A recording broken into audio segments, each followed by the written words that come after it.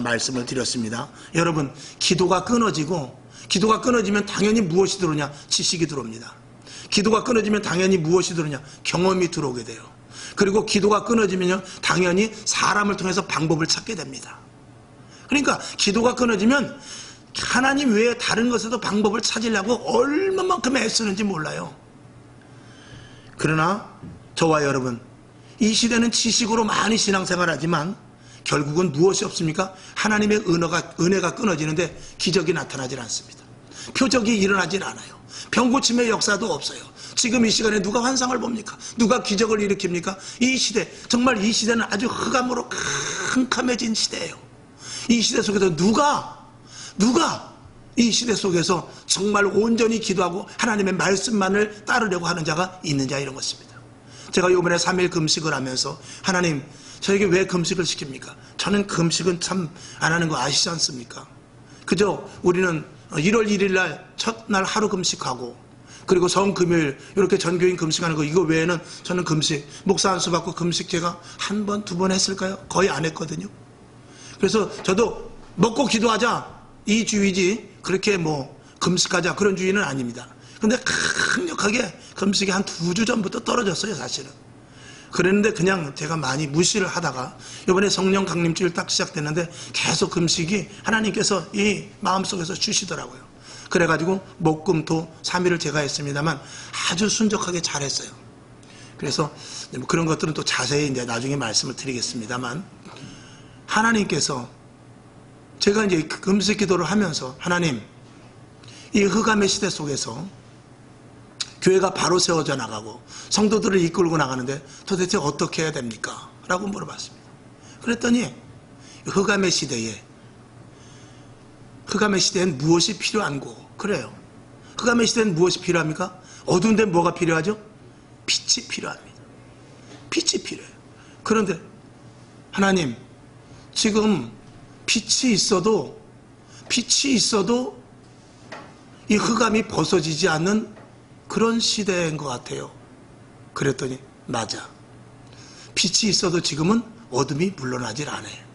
왜 그렇지? 왜 그럴까요? 그러게요. 아무리 깜깜해도 라이터 불만 있어도 환해지는데 왜 지금은 환해지지 않죠? 그런 음성이 들리더라고요. 우리가 밤에 운전을 해보면 알지만 안개가 껴있으면은요, 아무리 밝은 빛이 비춰도 안개 때문에 앞에 10m 이상을 보질 못해요. 안개가 너무 짙게 끼면 바로 2m, 3m 앞도 빛이 있어도 갈 수가 없어요. 빛이 있어도 보이질 않아요. 지금이 어떤 시대죠? 흑암의 시대가 아니라 안개까지 껴있는 시대예요. 그러니까 빛이 그렇게 강력하게, 하나님은 오늘도 역사하셔요. 하나님의 말씀은 오늘도 재단에서 얼마만큼 선포되는지 몰라요. 그런데 우리에게는 이 재단에서부터 여러분이 앉아있는 데까지 이 안에 안개가 껴가지고 말씀이 거기까지 복음의 빛이 들려지질 않는 거예요. 귀가 닫히고 눈이 닫히고 들려지질 않는 거예요. 깨닫는 것 같이 고개는 끄덕이지만 전혀 내 가슴 속을 치지를 못한단 말이죠.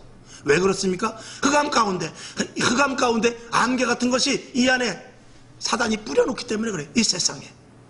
그러면 이 안개는 어떻게 걷어냅니까? 안개를 걷어내는 건 딴 거 없어요. 바람 불어야 안개 없어져요. 바람 불어야 안개 없어집니다. 무슨 바람 불어야 되죠? 성령 바람 불어야 돼요. 성령 바람 불자고, 이 교회에 성령의 바람이 불어야 귀가 열리는 거예요. 이 재단에 성령 바람 불어야 눈이 열리는 거예요. 이 재단에 성령 바람이 불어야 가슴이 뜨거워지고 치료와 회복의 역사가 나타나지. 여러분, 이 재단마다 대한민국의 모든 재단, 세계 만방의 모든 재단에 캄캄하고 어두운 흑암의 중세 시대보다도 더 캄캄한 이 흑암의 시대에, 그때는 아마 안개나 안 꼈을지 모르겠습니다. 지금은 안개가 가득 찬 이런 속에서 서로 우리가 눈으로는 보고 있지만 영적인 눈으로는 하나도 마주치지 못하고 한쪽에서는 말하고 한쪽에서는 자고 있단 말이죠.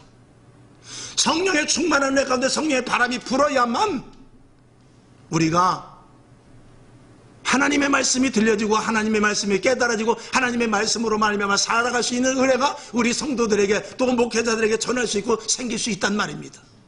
여러분, 그래서 하나님 나에게 성령의 충만함을 주옵소서.